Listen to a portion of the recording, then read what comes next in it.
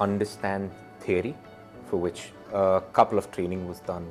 There was a lot of studying done in different parts of the world where coffee is served a lot more than India. Correct? That was the first step. And the second step after that was to get practical experience to understand how the coffee is brewed in practice. So that involved working in different coffee shops, in different roasteries in different parts of the world.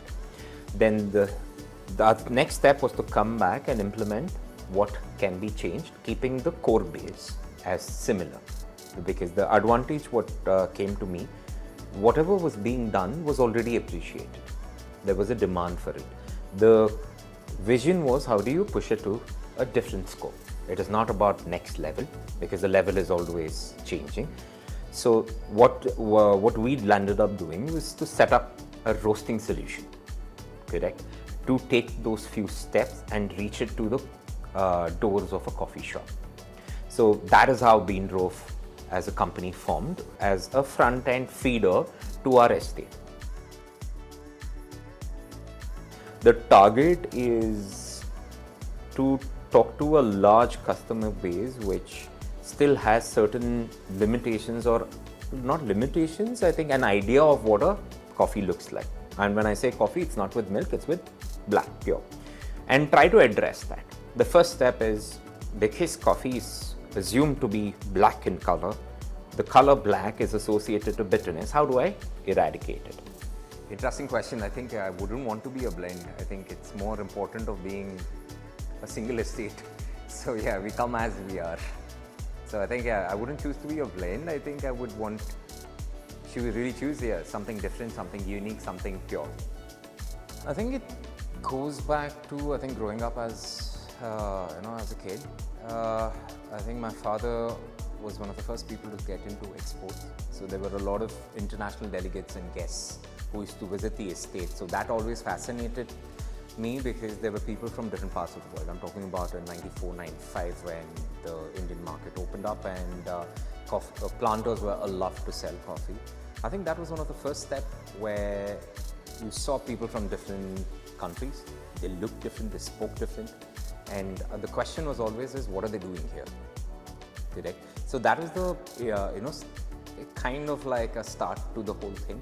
Beanrove started with the need of trying to get involved in the value addition to the coffee. This is a novel idea which I kind of was trying to do something which can contribute back to what the family is doing.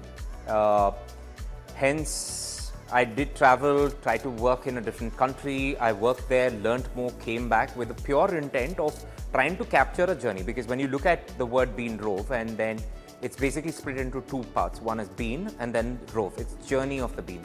The core mission was to kind of capture how a bean travels from the estate level to the cup, and offer a service which kind of allows the customer to experience, customize, and also replicate. So that is how Beanrove started, with a simple vision of giving good, traceable coffee.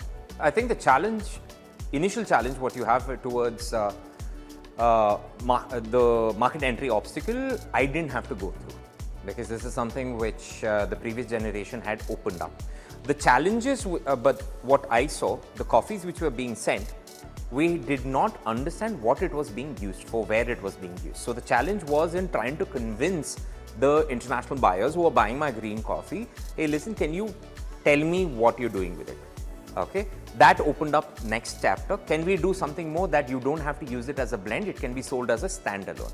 That was the second challenge. Now, that itself has taken 20 years of a journey, correct? 20 to 22 years. Now, the next step, what we're doing, what the challenge comes is, with the improvement in the product and increase in the product variation, correct?